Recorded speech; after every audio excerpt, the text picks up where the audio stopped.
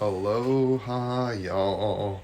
It is Monday, Moon Day, the 28th of July. Esoterically, it is ruled by the moon. Etymologically, it's named after the moon. The sun is in Leo. The moon is in Virgo. Moon is conjunct Mars. There's a whole lot of oppositions and squares going on. Moon conjunct Mars opposite North Node, Saturn, and Neptune. Moon conjunct Mars squaring Venus. Venus squaring those Neptune, Saturn, North Nodes. Pluto opposite the sun. There's a lot of heavy energy right now. So I'll reference the astrology as we go.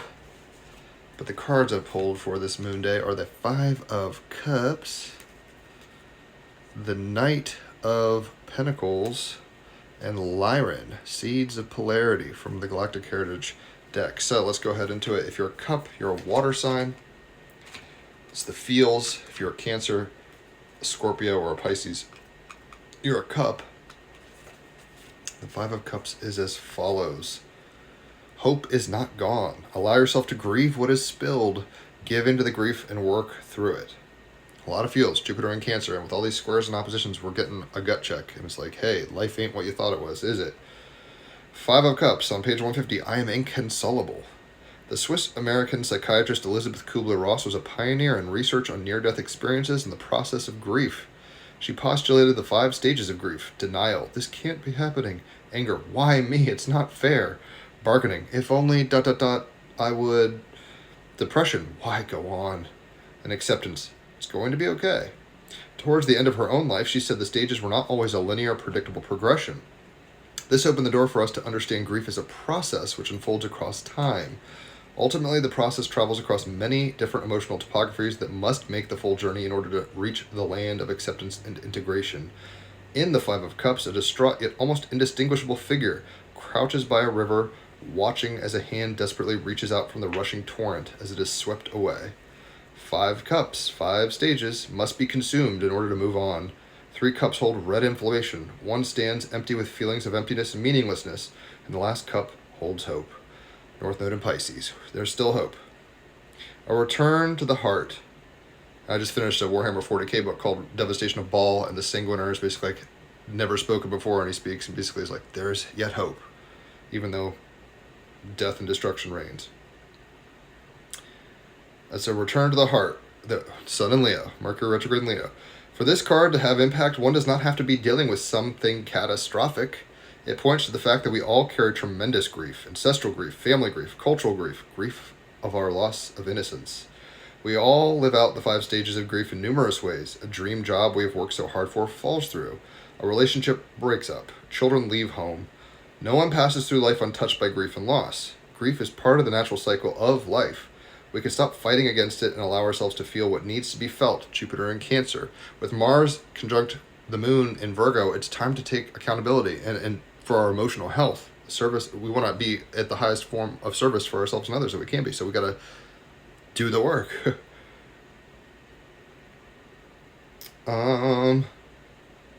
Tarot cards. Tarot offers us an opportunity to see ourselves through different eyes, to see what needs to be questioned, healed, and released. Venus in Gemini, Uranus in Gemini, trining Pluto retrograde in Aquarius. It offers us new vistas to move towards and explore. We have the capacity to create a new context or viewpoint through which we can explore our pain and discomfort. We can transform them into something wondrous. Byron Katie's system called The Work offers a way of questioning and releasing the painful stories we inhabit, stepping into the open freedom that is our true, radiant, untarnished self. The 5 of Cups took me down my own deep grief, and that's David D'Angelo speaking. He's been on my podcast. Check it out. The loss of loved ones, the failure of hard times, and hard times that we put ourselves through for creative dreams.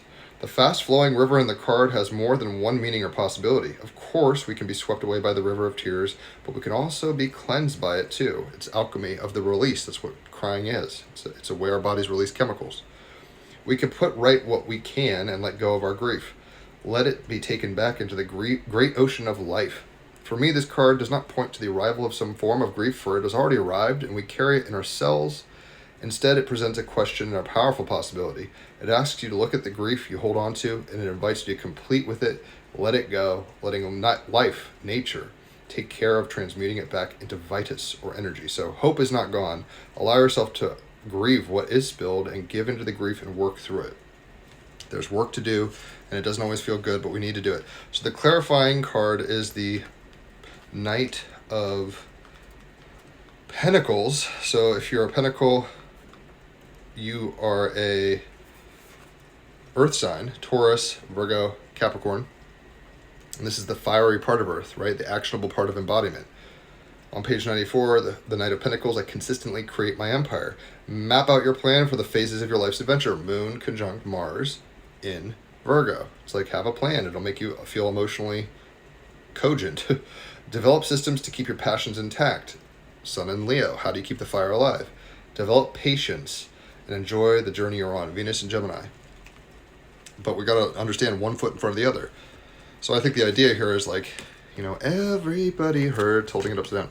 Everybody hurts. What are you going to do? Are you going to slit your wrists? You're going to have to transmute it somehow. And then you got to keep on trucking and move, because life is never going to stop. It's relentless, right? So we have to take an accounting of where it's at and how we got there, look at it soberly enough to process through the grief, but then step through the portal in order to continue on the journey with action and embodiment. So the wild card is coming from the Galactic Heritage deck, Aliens on a Moon Day, Seeds of Polarity, number 14, Lyra. It's a past timeline card. As humanoid races began growing throughout the Lyran system, the yin-yang principle of duality became more pronounced. At first, the polarities remained balanced, but because our cosmic journey is about growth and integration of polarity, these polarities had to become more pronounced before they could be healed.